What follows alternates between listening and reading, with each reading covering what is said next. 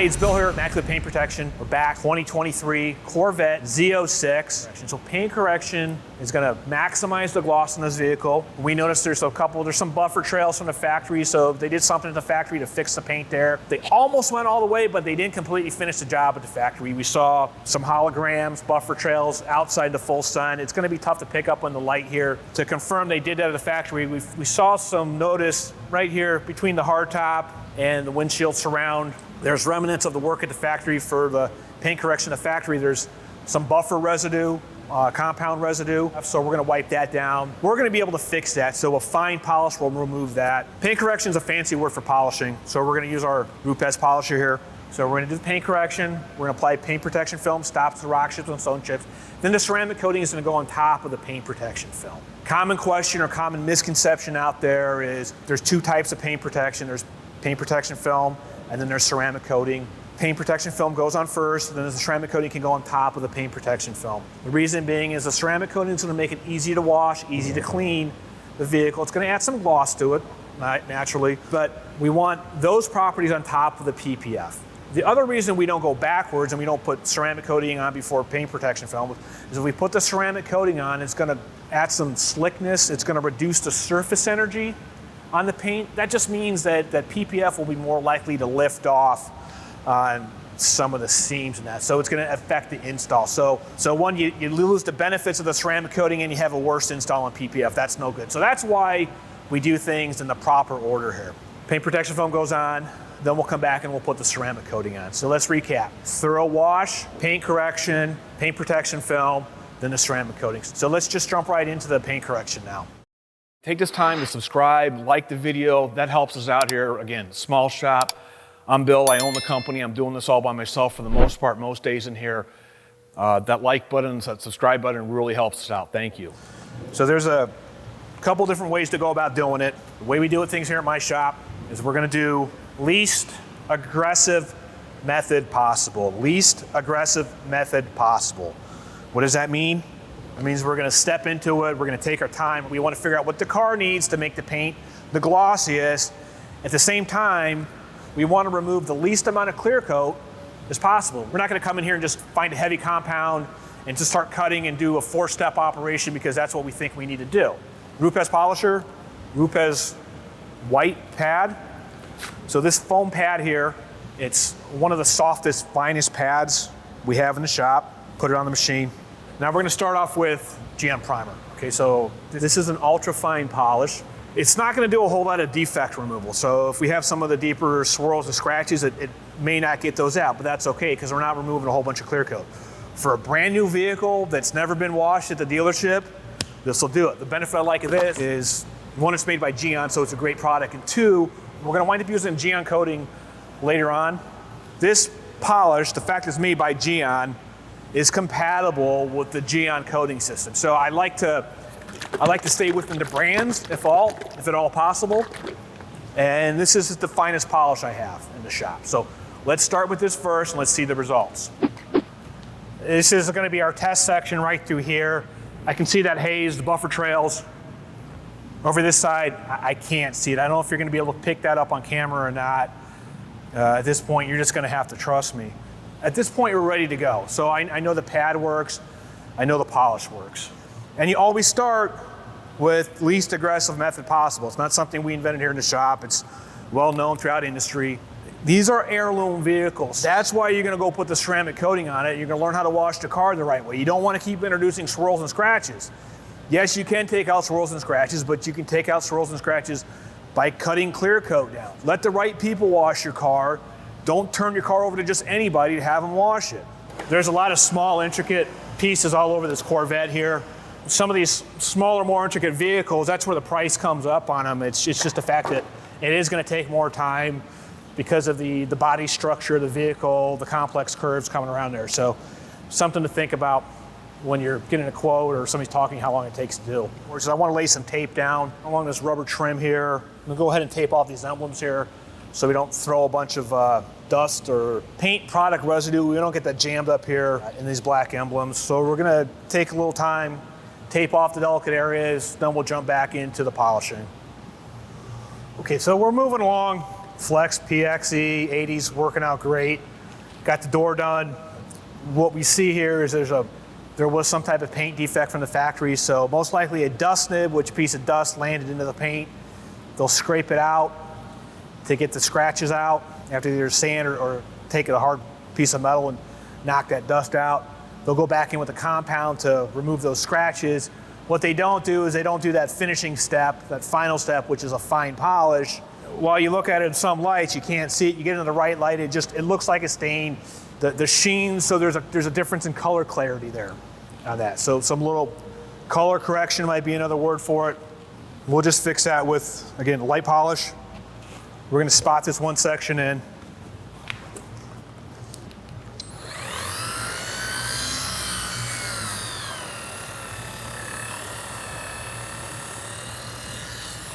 I'm trying to stay off these body lines as much as possible. I'm not too worried because we got a fine polish here.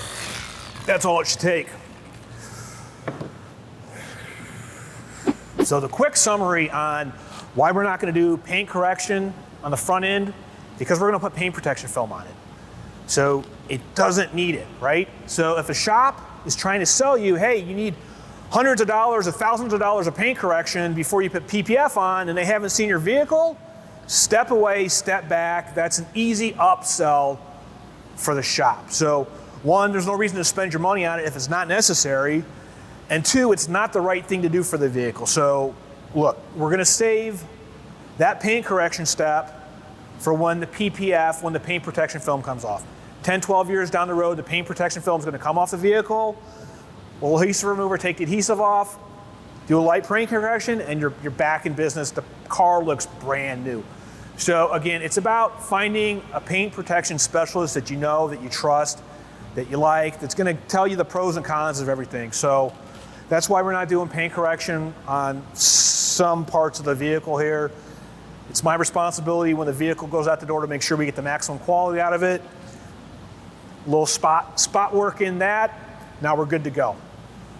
Put the polish on, pat it on, slow RPMs, so slow machine speed.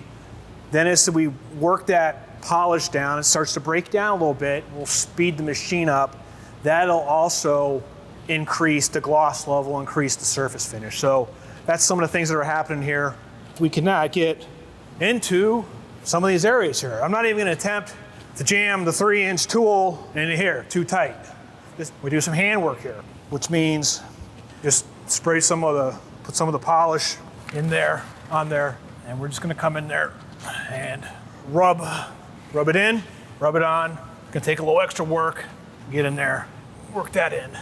Paint's in great shape, so doing some hand work like this is all right. It's about the only way we'd get this done. And this is just all the tedious little work that goes into it. So this is all prep work for the ceramic coating that's gonna go on. Talk to the client, he's nervous that the car is someplace else other than his house. That's totally fine. That's not a knock to me. I would be nervous too if this was my brand new vehicle and I took it someplace, but I'm gonna treat it just like it's mine until it's here, until it leaves. So I'm gonna move the vehicle so it's safe, course of action, keep anybody away from these vehicles when they're coming into the shop. If you ever go into the shop, never touch a vehicle that's not your own. That's just a big faux pas, please don't do it. But yeah, gonna move the vehicles around and then we'll be on to the next step. So thorough decon wash is done, paint correction's done. Now we're gonna go cut some film. We'll be doing paint protection film assault, and then we'll come in and we'll wrap everything, top everything off with the ceramic coating. This is a personal appeal from Bill here. I own the shop at Immaculate Paint Protection. It takes a lot of time and effort to make these videos. Most days I'm in here working in the shop by myself. If you could just take a quick chance and hit that subscribe button, hit that like button, would really appreciate it. We're really happy with the way the PPF install went on this Corvette Z06. Next steps, now we're gonna jump into the ceramic coating. First thing I'm gonna do is we're gonna coat the glass, windshield, side glass, and rear engine cover glass. We're gonna use Gyeon View, so it's a 2-step process. We're gonna polish on Gyeon Cleanse first, let that set up for a period of time, take that off, and then we'll put Repel, which is the ceramic coating on there. A little extra coating on the windshield will increase the durability with the glass coating. The glass coating will probably wear down faster on the windshield because of the friction with the wiper blades. To reduce the friction, we'll also put some ceramic coating on the wiper blades. We'll clean those off. We'll use these towels for compounding, but we won't use them for polishing because this edging, the stitching around the edge. It does a real nice job of keeping the edges in frame, but what it does, you get this edge on super soft paint, you're gonna mar the hell out of it. You take this towel, you wipe down any Tesla, I guarantee you, you're gonna mar that paint. That's why understanding what towels you have and when to use them and what's appropriate is important. All this work, multiple days, finally leads up to the point where we're able to apply the ceramic coating to the paint that's been polished, paint corrected, and we're able to put a ceramic coating on top of the paint protection film. First thing we gotta do though, before we do that, is I have to apply the Corvette badge crest on the hood. We took that off so we could lay the PPF down and put the badge on top, so we'll have a cleaner, more professional looking installation on that. So at this point, the car is clean, but you know, there's some oil transfer from leaning on the car. Where the coating would potentially fail is when it's improper prep, right? Everybody will tell you that, but what's improper prep means? Improper prep means that it wasn't wiped down completely or thoroughly. Use Gyeon prep, believe it or not. That's one of the nicer things about the Gyeon product line is that they make it super intuitive. So if you have road tar in your vehicle, believe it or not, you're gonna use Gyeon tar to get tar off. I mean, just it's almost funny it works so well, but it's good. You know, once the coating's on, I really don't want to be putting my paws all over the car. So what we're doing here is we got the Gyeon soft towels, that'll be the third wipe. Gyeon bald wipes, one-time use. A fresh towel works better, right? So we got the coating, type 1, that's what this guy's gonna get here. So he's got a serial number right there. So Gyeon puts their own coating block in. Those plastic inserts are in the rear wheel well. I'll use a different color applicator on that area because it could be a little more dirty, so we don't want to get the dirt off of that area and smudge it all over the paint at this point, cause contamination. And if we do it all at the same time when we're wiping the car down, we're not introducing high spots. It's time to go, so I'm gonna throw the headphones on. I just gotta get down, get the business here. So we're gonna pour a little coating on there. We'll run about half, we'll do about half the back bumper. Spread it out, nice even coat. Spread it, boom. We're not rushing for the sake of rushing to get the job done quickly. As the coating goes on and the coating flashes off, flash off means that the carrier solvents in the coating evaporating off. We're leaving the active ingredient of the coating behind. That's gonna provide the protection, gonna provide all the benefits, but we need to get that thing leveled off so it looks nice and smooth, nice and even sheen is what we're trying to do. So it's not like a wax. You're not gonna put the coating on, walk away, go grab a cup of coffee, talk to somebody, catch up on the evening, and then come back and wipe it off. The lights are also nice here too. The lights are helping me make sure that I have everything an even application of the coating. Right? So I'm gonna make sure every surface is coated. We're moving along real nicely here. At this point, gonna wind up using 4 of these bald wipes for the job. The coating went on really well. I'm gonna take it outside, look everything over. Everything looks really pretty good with the coating on there. Happy with that. So I've got the vehicle back up on the ramps. So at this point, we've rotated all the wheels 180 degrees, which at this point, what I'm concerned about is I'm concerned about going and getting the barrels. I don't know if this is unconventional or not, but this is how we're gonna do it. Part of the reason I keep the floor clean in the shop, and I'm gonna stick my hand up and get the inside of the barrels. So why were you doing it this way and not taking the wheels off? Well, watch out for the guys that are trying to get you with the upsell and everything. Well, they upsold a dude, took all the wheels off his Tesla, he picked the car up, starts hearing weird noises a week later, takes the car back to Tesla because he's hearing weird noises, and they tell him, sir, all the lug nuts are loose on your car. So Chucklehead took all the wheels off, that winds up putting the car back on the road in an unsafe condition. So that guy's family's driving around in their Tesla, and they're gonna have the wheels roll off going down the highway. And they're not all bad situations, but you gotta watch out where you're going to. Park. We'll let it run for a minute or two, just charge the battery up. It's been sitting inside for a couple days.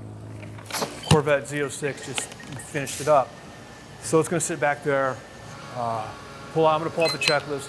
Go everything for fine-tooth comb one last time. Make sure everything is cool. The coatings look great outside. Well, this afternoon's work is the Tesla.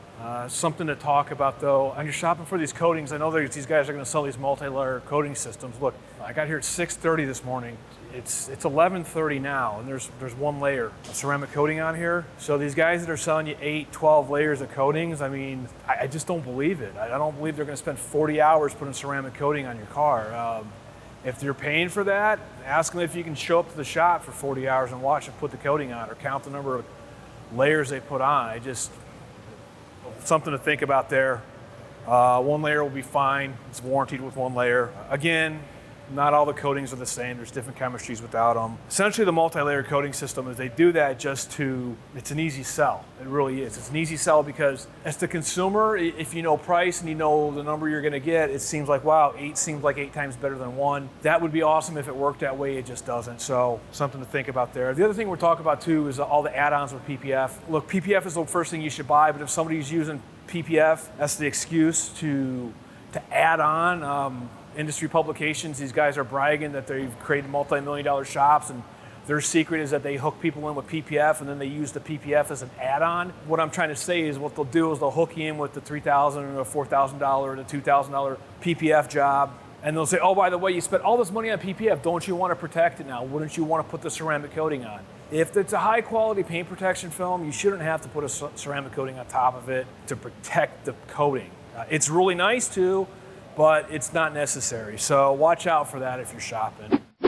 Thanks for sticking along to the end. If you can hit the subscribe and like button. We have the wash kits available. We have different wash kits. Everything we showed you here today is available for sale at ImmaculatePaintProtection.com.